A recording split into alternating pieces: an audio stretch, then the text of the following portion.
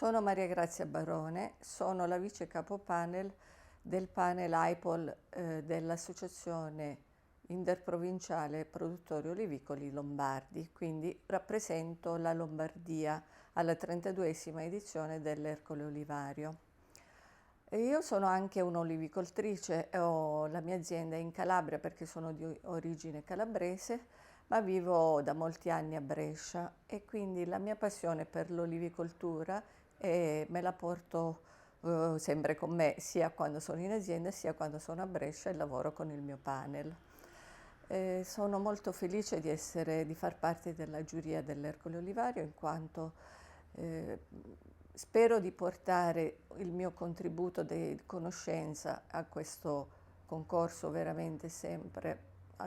di altissimo livello e nello stesso tempo mi porto dietro, mi riporterò a casa una bellissima esperienza e un arricchimento professionale e formativo.